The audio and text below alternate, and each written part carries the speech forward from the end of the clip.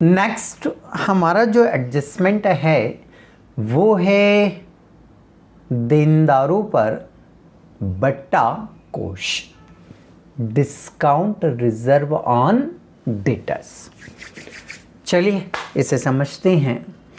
पिछले जो हमने एडजस्टमेंट पढ़े हैं, सीखे हैं, उसमें हमने समझा था, क्या समझा था उसमें हमने, पिछले एडजस्टमेंट में हमने क्या किया था, समझा था कि डेटर्स का जो बैड डेट्स होता है या बैड डेट्स रिजर्व होता है वो हमारे लिए लॉस होता है, नुकसान होता है। तो उसे P&L के कहाँ लिखते हैं हम, डेबिट साइड में, और डेटर में से क्या कर देते हैं, लेस।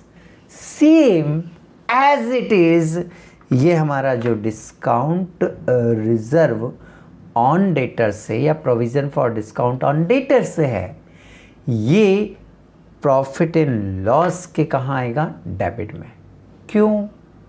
क्यों समझते हैं। नुकसान एक तरह का। सर नुकसान कैसे, हाँ बता रहा हूँ।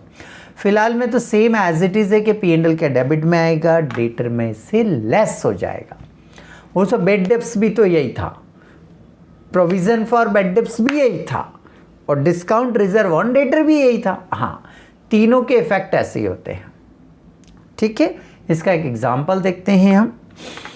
ट्रायल बैलेंस में हमने मान लिया कि डेटर्स कितना दे रखा है, 20,000।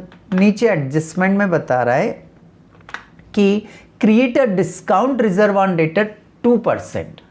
जो हमारा डेटर है उस पर 2% आप एक डिस्काउंट रिजर्व बनाओ।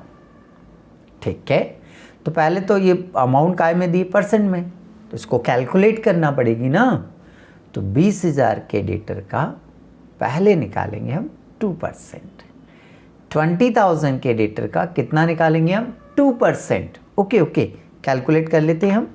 Calculation provision for doubtful debts on debtor, कितने का निकालना है, 20,000 का निकालना है। कितने का निकालना है, 20,000 का।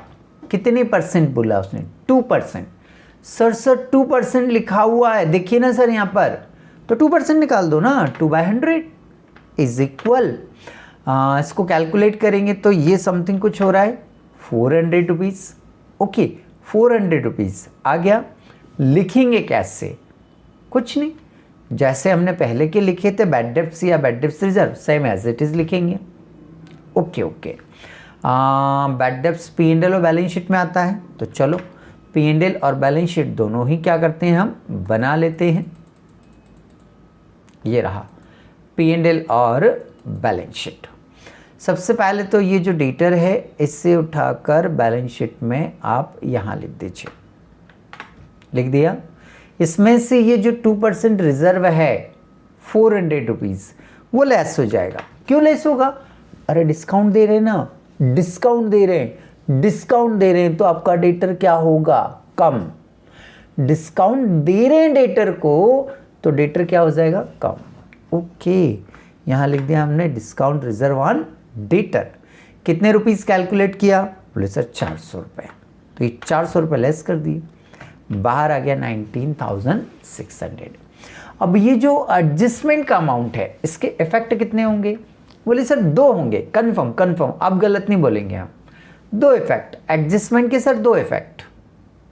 ओके, तो ये यहाँ माइनस से तो इस साइड में आ जाएगा, बिल्कुल।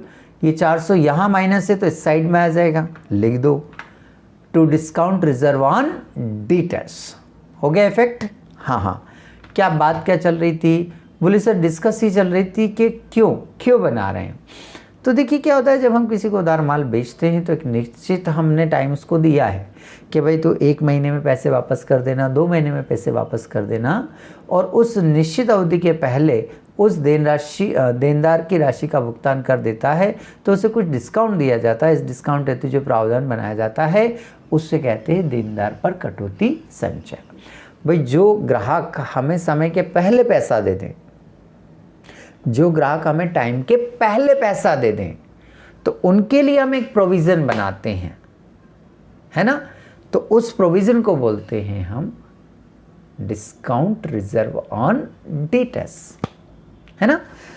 नुकसान एक तरह का, लॉस से आपका एक हानि है, इसलिए लाभानी खाते के कहाँ लिखेंगे हम, डेबिट में, और डेटर्स में से क्या कर दिया जाएगा, ऐसे घटा दिया जाएगा। ओके, देखिए क्या हुआ कि आपने अभी समझा था कि ये जो किराने की शॉप है, हमने यहाँ से इतने सारे लोगों को उधार माल बेचा, इतने सारे लोगों को उधार माल बेचा। ये हमारे क्या है, देनदार हैं। किसी से 1200 रुपये लेना है, किसी से 800, किसी से 3000, किसी से 200, किसी से 500 रुपये लेना है।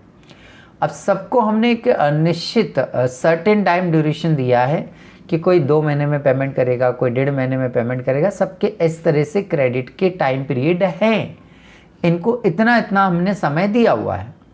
बट हम चाहते ये हैं कि ये समय के पहले हमें पेमेंट कर दे, ये समय के पहले हमें पेमेंट कर दे, ये समय के पहले हमें पेमेंट कर दें। तो उसके लिए हम क्या करते हैं, जैसे मान लीजिए इससे 1200 रुपये लेना है, तो हमने इसको बोल दिया भाई तू यदि 7 दिन में पेमेंट करेगा ना, तेरा 24 रुपये माफ़ कर देंगे हम, तुझे 24 रुपये का क्या दे देंगे, डिस्काउंट दे देंगे। इसका 800 रुपये बाकी, इसको हमने बोला 16 रुपये का डिस्काउंट दे देंगे। इसका 3000 रुपये बाकी, हमने इसको बोल दिया 60 रुपये का डिस्काउंट दे देंगे तुझे। इसका 200 रुपये बाकी, हमने इसको बोला 4 रुपये वापस दे देंगे, मतलब कम कर देंगे, तेरा डिस्काउंट दे देंगे। 500 रुपये है, 10 रुपये माफ़ हो जाएंगे तेरे, यदि 7 दिन में पेमेंट कर देते हो तो फिर हो सकता है ना ये ग्राहक जिसके पास अमाउंट होगा वो हमें 7 ही दिन में क्या कर देगा, पेमेंट।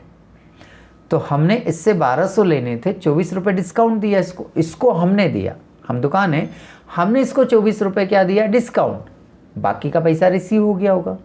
तो ये जो डिस्काउंट है ये हमारे लिए क्या है, एक तरह का लॉस। जहाँ 1200 रुपये मिलने चाहिए थे वहाँ 1186 रुपये मिलेंगे, 1186 मिलेंगे, तो 24 रुपये का तो नुकसान हो गया ना।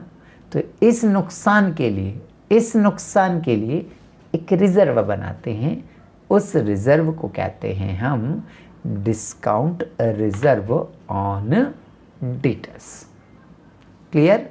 तो इस तरह से ये आपका डिस्काउंट रिज़र्व ऑन डेटर्स क्या होता है, कंप्लीट होता है।